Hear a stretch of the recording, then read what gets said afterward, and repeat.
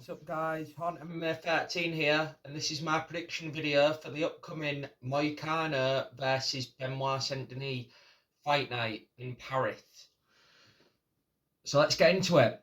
Fight number one, Berjani Urki versus Chris Duncan. Now, Chris Duncan, he's sloppy, ploddy, not very skilled.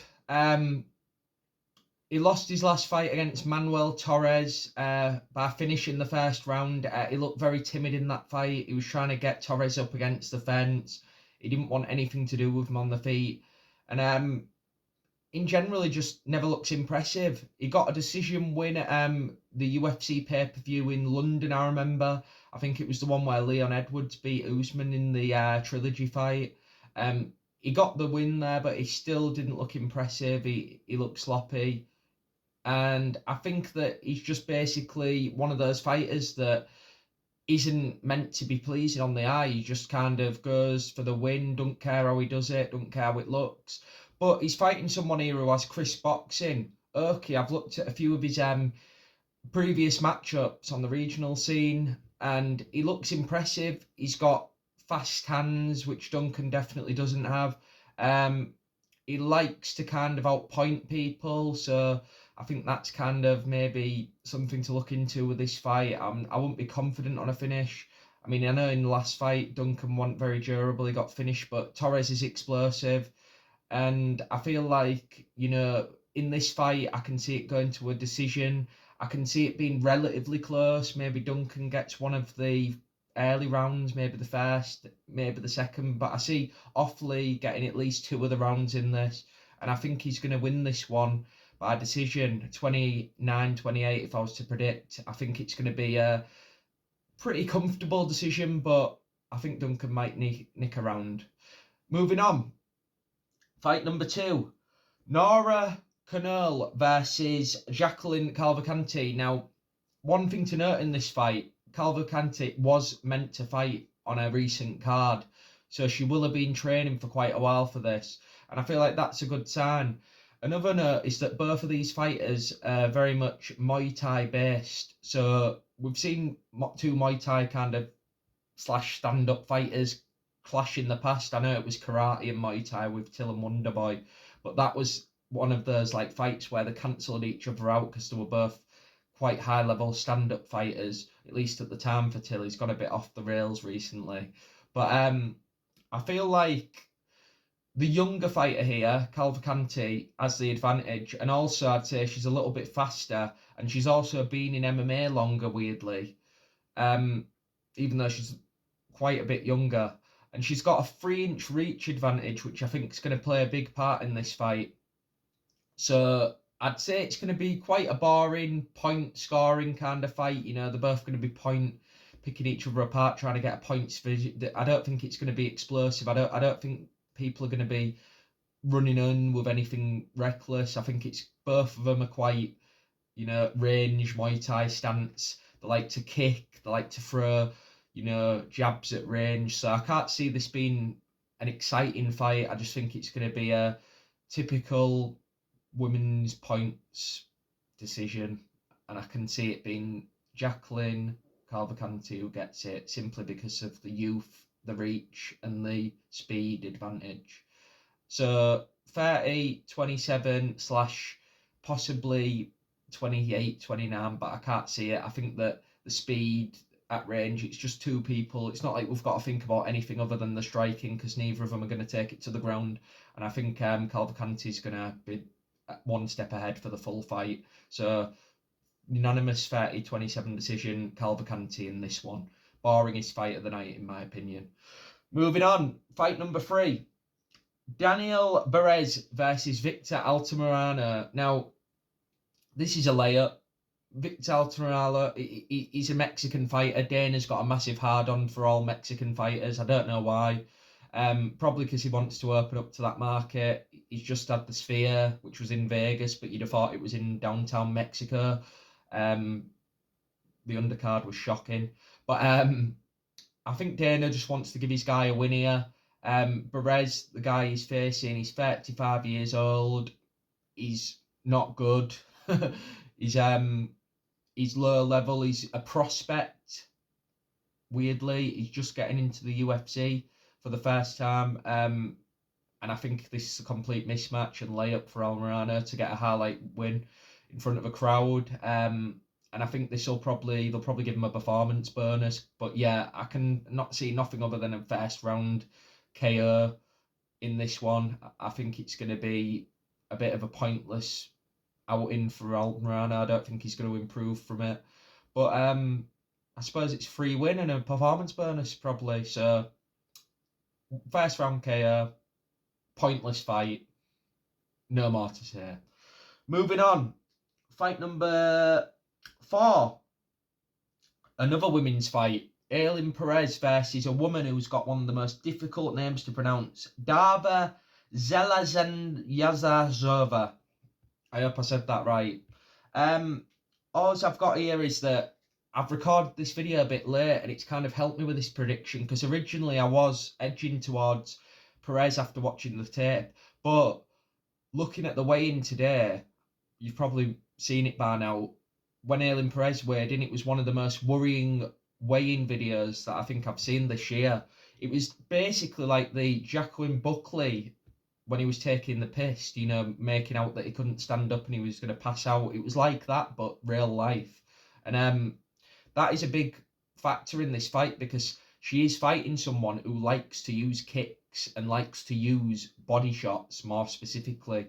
And when you've had a tough weight cut like that, that can really be a deciding factor. We saw it a while ago with Jake Hadley when he knocked out Malcolm Gordon in the first round with a body shot, and you don't see body shot KOs that often, especially at flyweight. And these women, obviously, they're lower weight class, so you wouldn't expect to see a knockout normally. But in this fight, I think it's a possibility that there could be a stoppage here.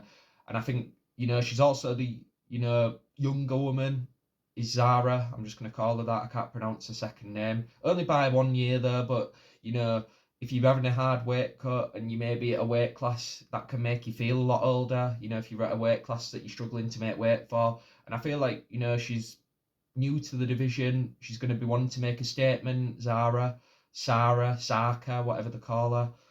Dara.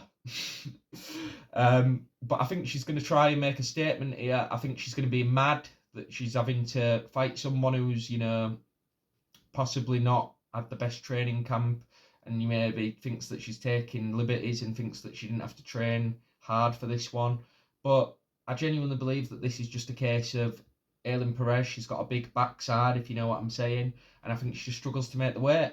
So, yeah, I think it's going to be a close fight still. But I think that the edge will go in the stretch to Dara. I think she's on the stretch going to have a really good time. And she's going to be able to outlast Ailin Perez and make it a very, very hard night for her. And I think she's going to get this one on the scorecards in a close fight, because in women's MMA, if you get a takedown at the end of the rounds, it tends to, count for a lot. And I think that she will get takedowns, Ailin Perez, in this fight. And I think she might nick one of the rounds. So I think it'll be a 29-28 decision victory for Dara. And I won't try and pronounce the second name again. Fight number 5. And this is the last one there, the prelims, I believe. Taylor Lopulus versus Vince Morales. Now, this is ridiculous. I don't know if any of you guys remember Vince Morales. You might remember him from getting the shit beaten out of him from 2022. That was my best Troy McClure impression. But that's all that there is to say. He was in his prime in 2022, was Vince Morales, and he got cut. I believe he joined the UFC in 2021. And he was about 27, 28, in his prime. He's in his 30s now. He's not improved from what I've seen. He's been fighting people on the regional scene with losing records, nothing impressive. And the UFC have decided to bring him back and then give him to Tapulas. Now, I think this a bit of a theme on this card of people who are low level getting given to people who they want to promote, because I do think that Taylor Lapulus has got an upside. I think that he's an exciting fighter. He's good. he gets finishes, and he's fighting a guy who gets finished. So it's perfect, isn't it? You know, this might be, you know, a way of making the early prelims a bit funner. You know, we can see some knockouts, you know, because we haven't got them recently on fight nights. They seem to be saved for the prelims on the pay-per-view. So I think we're going to see finishes here, and this will be another one of them. I can see Lapulus maybe playing around in the first round, you know, just working out Morales, trying to maybe just beat him up at range, piece him up. But I can see there being a late first round / early second round finish in this fight. And I think it's going to come due to a hook and then possibly stunning Morales. And then he's going to get maybe a bit scared, try and rush to his feet because he don't want to get finished. And then I think he's going to get his back taken because he has been submitted via rear naked choke a few times in his career. And I think he's going to get choked out in the second round, early / late first round. I think it'll be a rear naked choke finish for Tapulers, and I think it'll be a performance of the night burners probably, because first round finishes seem to always get those, even if it's against low opposition. But I won't rant on that. Moving on to the main prelims. And the first fight on the main prelims is Roosevelt Roberts, tough alumni, versus our good friend, I can't remember his name, Ludwig Klein. I like Ludwig Klein. Don't be mistaken by the fact I had to read my notes there to remember his name. He's a good fighter. He's a great fighter. He's a good fighter. He's entertaining to watch. He mixes it up. He doesn't just use wrestling. He doesn't just use his hands. He likes to, you know, mix up theme arts. He does like to use his jab. He likes to use his heavy boxing kind of stance to get people to open up. He doesn't really use kicks as much. He's more of a straight up box style wrestler, you know, a bit like, you know, Colby Covington, but he kind of has a bit more to his stand-up game, you know, because he does like to use a lot of elbows, even though he's not much kick, you know, he's got very hands-heavy style, but he does use elbows, he does use clinch, you know, he doesn't really throw too many knees in the clinch, he likes to use that to get you against the fence and kind of hammer you with elbows, I've noticed in his previous fights. And he does use a lot of wrestling when he needs to, but he doesn't overly look for that takedown. And Roosevelt Roberts, I think he is quite underrated. You know, he was one of the younger guys on Tough at the time. You know, a lot of the prospects that season were like 37, and he stood out. You know, he's been in the UFC before that, obviously, but now he's in his prime. He's 30 years old, and he's got a chance here on a crowded fight night card. You know, he's not at the Apex this time. And I think he's going to show up, but I think Ludwig Klein has got too much for him, and I think he's going to have a lot of advantages as far as wrestling. I feel like Roosevelt Roberts is good on the feet, but I don't think he's the most durable. You know, he's been finished before in many different ways, and he doesn't necessarily improve as the fight goes on. So I see Ludwig Klein outlasting him here, and I do predict that he gets a finish late.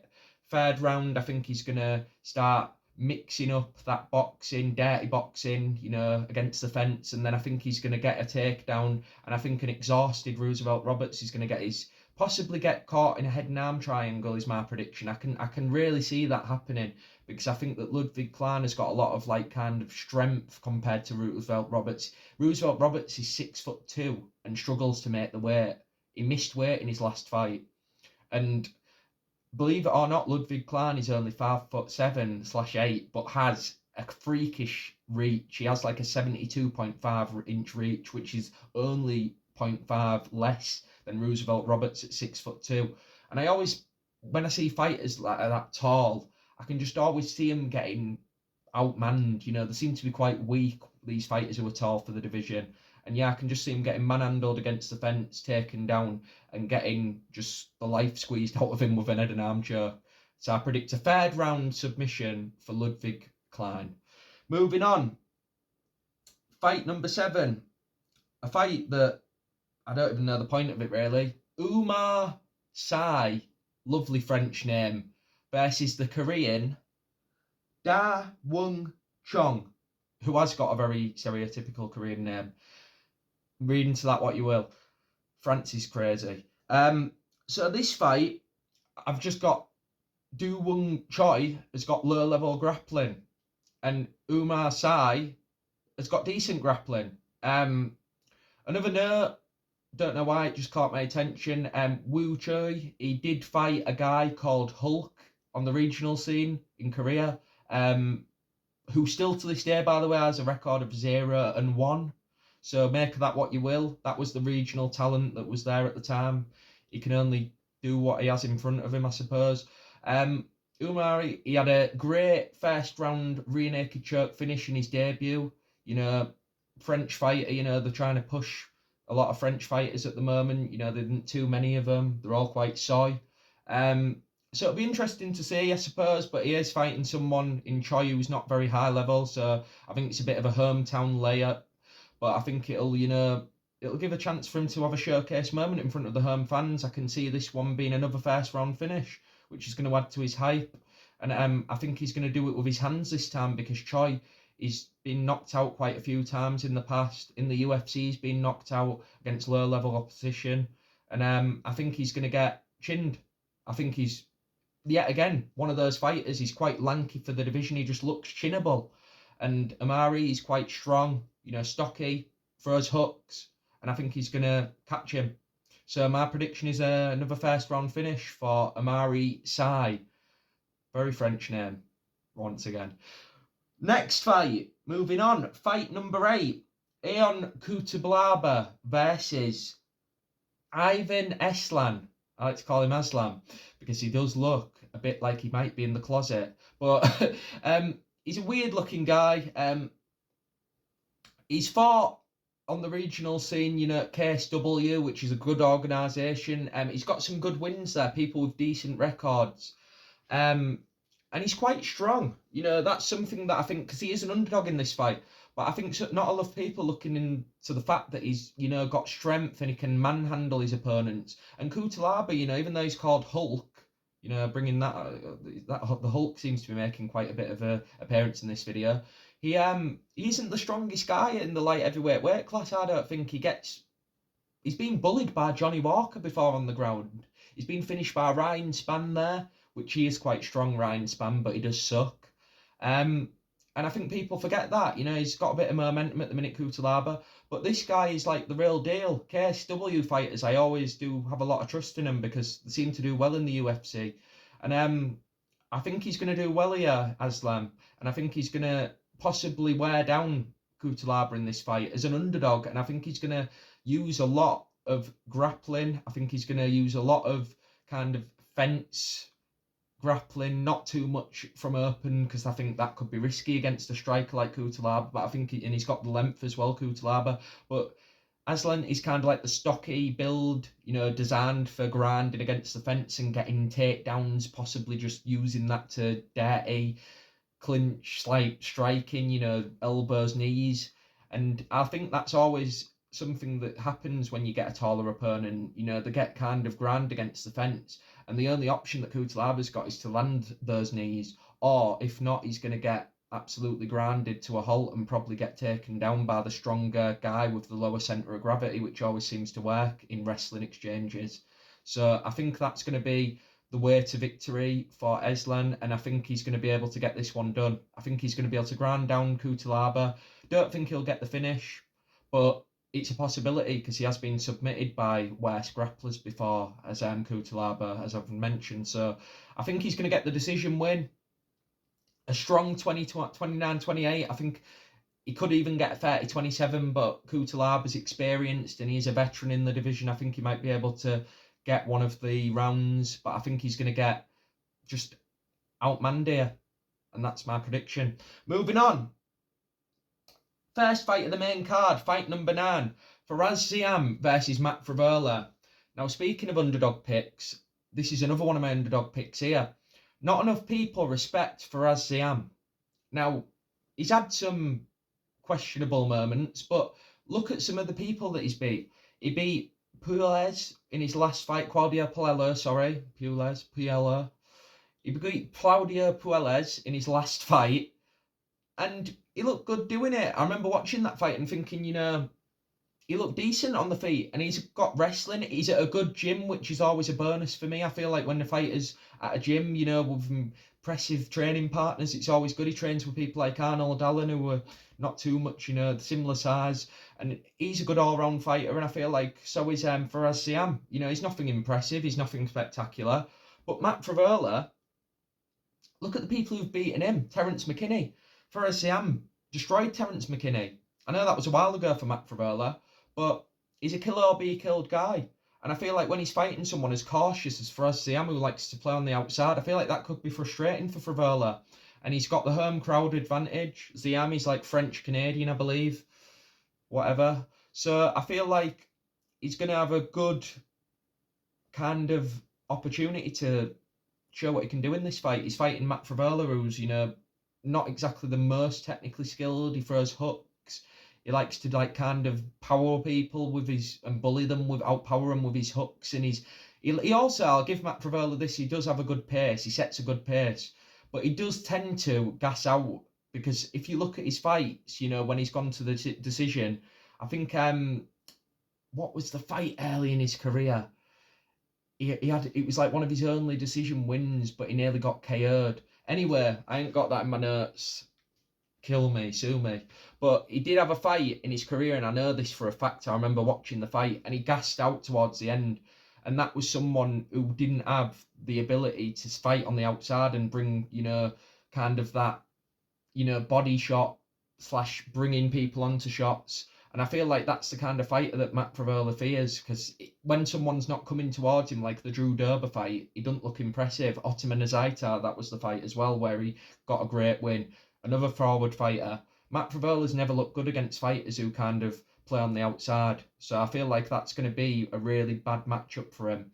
Obviously, the Terence McKinney, the Benoit Saint Denis fight, he got KO'd, but there were still more favourable matchups for Frevola because he likes people who come at him. And I think this fight's going to really be a schooling for Frevola.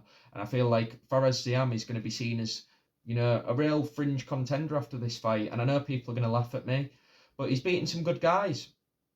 Luigi Vendramini. People laugh at that name because Paddy Pimblett KO'd him in one round. Luigi Vendramini is a young, good fighter. He KO'd Jesse Nairi with a head kick. You know, he had a great fight with Ziam. You know, looked impressive. He got beat. The only other time was when he went up a weight against Alessi Dos Santos, which, funnily enough, also beat Faraz Ziam by majority decision. So, you know, they've got a mutual opponent there. So there's a lot that people say about Faraz Ziam as if he's not, in, you know, any kind of contender. But I think he's going to be good in this match. And I think he's going to really shock a few people with how easily this looks.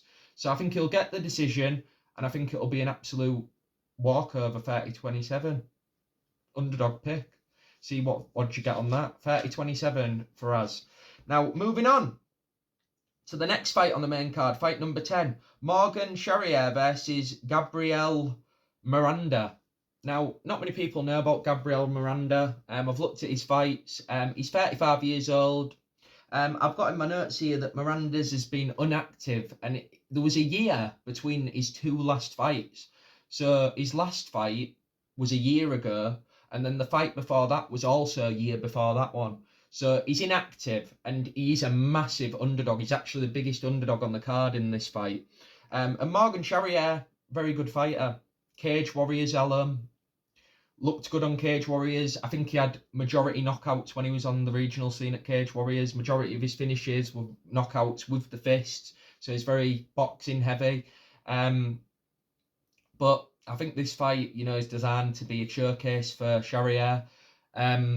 Gabriela, whatever his name is, Miranda, he's not impressive. On the regional scene, I believe my note here, he had a round one win over Shane Young. Make of that what you will.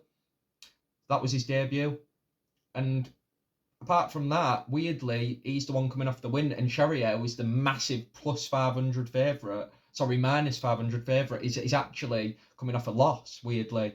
So make of that what you will. The guy coming off a loss is the massive favourite against the guy coming off the win. And they were both similar level of opposition. But I think the eye test here, watching either of the fights back to back, you can see, and I have seen, that Miranda's not good. And Charrier, obviously, Cage Warriors close to home. I have seen him on there in the past, and he has always been a top prospect in Europe. And I think he's very likely to get a finish here. I think Miranda has got no chance of getting any offense that's going to cause trouble to Charrier, because Charrier is the kind of fighter that kind of comes towards you, and Miranda is also the type of fighter who likes to come forward. And I feel like if that happens, the power and finishing potential is completely on Charrier's side. So I think it's one of those stylistic matchups, is why the odds are so big. It's not a good matchup for Miranda, and I think it's probably the ideal showcase opportunity for Charrier. So I'm going to go with a round 2 KO for Morgan Charrier. Probably pretty nasty. Could be another performance bonus there. See how generous Denis feeling. Moving on. The next fight on the main card, one that I'm very much looking forward to. Kevin Gisette versus Brian Battle. Now, who isn't a fan of Brian Battle? Entertaining fighter. Always comes to fight. Got finishes on the ground as well, which people forget. But he's very good with his fists, and he likes to fight on the feet, and he likes to have a war. Now, Gisette, I have got in my notes here, people are forgetting that, as I've said in the last fight, styles make fights. This isn't a good matchup for Brian Battle. Gisette's going to wrestle him. Gisette is going to use a wrestle-heavy offense on Brian Battle.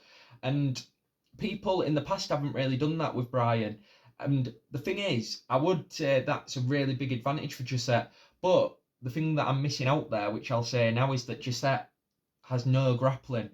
And on top of that, his striking is nowhere near the level of Brian Battle. So what's the only way he can win? Decision. And am I going to trust Gisette to get the decision here against someone like Brian Battle with all that finishing potential? I'm fucking not.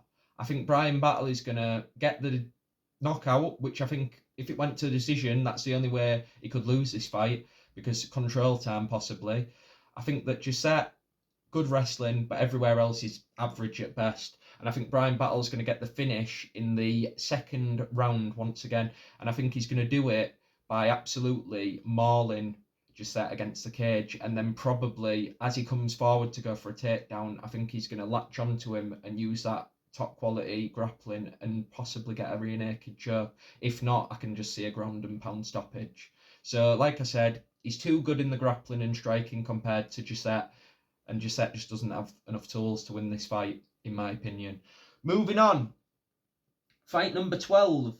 William Gomez versus Janderson Brito. Now, this fight is like my crowning glory on this card, my masterpiece. I am convinced that William Gomez is going to beat Janderson Brito. Now, people are going to say I'm crazy. I don't know if another person on MMA YouTube has picked this, and I want all my flowers when this is correct, because I've really watched these two fight, and I'm telling you, this is a nightmare matchup for Brito. Now, Brito's got a lot of hype at the minute, but people are forgetting that Brito once got schooled by Bill Algeo. And it wasn't like Brito, he's got better now. No, Brito had already beaten Diego Lopez on the Contender Series at that point, who after that gave Movsar Evloev the fight of his life. No, styles make fights, and I'm telling you, William Gomez is a similar fighter. He's got that lanky build, weird movement, throws punches at awkward angles. You know, he's quite creative in the octagon. And I feel like Bill Algeo, you know, he's kind of a crazy character, especially, you know, when it comes out in the cage. He in that fight, if you watch that fight back, he was coming at weird angles, you know, Brito's stocky, you know, technical. And I feel like fighters like that are a nightmare for someone like Brito. And I think that William Gomez is going to school Brito in this fight. But I don't think it'll be a 30-27, because I think Brito probably will have moments, and I feel like he's going to get Nicker on. But as much of a schooling as a 30, like a 29-28 can be, I feel like it's going to be a clear 29-30 to 29-28 to Brito. It'll feel like a 30-27, because no one's even expecting him to have a chance. And I think this is going to be a really, really big upset, and I think people aren't going to see this one coming. Moving on. The co-main, and it is a very good co-main. Nasruddin Imavov versus Brendan Allen. Now, this fight, it's just not going to be close. Now, I believe this fight is 5 rounds, but if I'm wrong, it's not going to make a difference to this prediction anywhere. But even if it isn't 5 rounds and it's 3 rounds, my prediction won't change, because my prediction is that Nasruddin Imavov is going to absolutely school Brendan Allen. In Brendan Allen's last fight against Curtis Blades in the racist, against Chris Curtis, he looked very, very sloppy. And Chris Curtis is sloppy himself, but he is probably, if you look in this run, what everyone bigs up that Allen's been on, he's fought very few even decent strikers. And Chris Curtis was one of the best strikers he's probably faced on this recent win streak of his. And he looked average, and he didn't look like he even wanted to do any takedowns because he was scared. Because Curtis, every time he'd go for a takedown, would be throwing things. He'd be throwing a knee, or he'd be throwing an uppercut. He'd be feinting, you know, and using that to throw off Allen. And I feel like if you're going to fight someone who's as skillful on the feet as Nassourdine Imavov, you need to be a lot more technical on the feet to have any chance of landing those takedowns, because there's no way Brendan Allen is outstriking Nassourdine Imavov. I know recently we saw Sean Brady shock everyone, you know, outstriking Gilbert Burns, but Gilbert Burns is old and he's not fast. He's not, you know, I know people are going to think Brendan Allen can do the same thing. He can't. Brendan Allen sucks on the feet. He's not fought any good strikers and looked good. Look at Sean Strickland before this win streak, you know, exposed. He got finished in that fight. And I think we're going to see a third round finish in this fight as well, which is why it doesn't matter if it's 5 rounds. But I feel like if it was 5 rounds, Brendan Allen would have about half of his career shortened. But 3-round beatdown, body shots, kicks at range to the body, leg kicks. I feel like Brendan Allen's going to get absolutely schooled in this fight, and I think it's going to be a 3rd round stoppage against the fence with knees and elbows getting pummeled, and I don't think it's going to be a good night for good old BA. Moving on. The main event, what you've all been waiting for, what I've been waiting for. I think both of these fights, the co-main and the main, are brilliant, by the way. The main event, Renato Moicano versus Benoit Saint-Denis. Now, people are really, really sleeping on Benoit, man, and I'm not happy. Fair enough, he acted like a retard in his last fight, coming with staff and then started swinging like he'd never thrown a technical punch before, like he'd never been in a boxing scenario ever in the training room, but he did mess that performance up. But look how good Dustin looked against Islam. You know, that was when Dustin was coming off a knockout defeat to Gaethje and we thought he might be done. Dustin still got it, man. You know, he was great in the Islam fight, and Benoit's a killer be killed guy.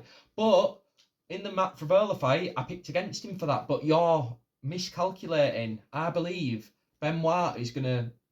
Benoit, I mean, what a suitable name, Benoit. It was almost like he was fighting to the fucking music of Chris Benoit when he used to fight. He was like... You know, you could hear that shit. You know what I mean? It's like I'm gonna go and shoot his family. You know, it's crazy how the pace. Like no autistic kids get music in their head and that, and like and get hyped. That's how Benoit used to fight. But in this fight, he's gonna be calm, cool, collected. Moicano, you know, he's had previous fights where he's had problems. Recently, what people seem to skip over, the Jalen Turner fight. You know, Jalen Turner was after that walk-off KO. Fucking Anthony Smith style with Khalil Roundtree, you know, but Anthony Smith, you know, he's literally designed to be humiliated in public. He's the most memeable fighter of all time. And it didn't work out for Jalen, you know, he got finished by Moicano. And then the fight before that, Drew Dober had some great moments, you know, on the feet as expected, but also in the grappling, you know, transitions, rolling over. And he looked pretty good at times in that fight, Drew Dober. So I think this is a fight where Benoit's going to surprise a lot of people. He's going to be a lot calmer. I think he's going to let Moicano come more towards him, which Moicano hadn't been used to recently. And I think because Jalen Turner fights on the outside, you know, the one fight where he did was Drew Dober. He came towards him and look what happened. He had a hard fight. So I feel like it's going to be a good fight, entertaining. But I think Benoit's going to be a bit calmer, not as chaotic. And I think Moicano's going to come in, you know, at some point after being kicked at range, which he ain't used to, getting body kicked. And I think Benoit's going to land something, whether it's a head kick or if Moicano shoots for a takedown, it could even be knee or punch, hook. It could be a hook as Moicano's kind of storming in with his own combination, sloppy, which he does at times. People don't mention either. And I think he's going to get the finish in the 2nd or 3rd round, late 2nd, early 3rd. Benoit by KO. Thank you. Horn MMA.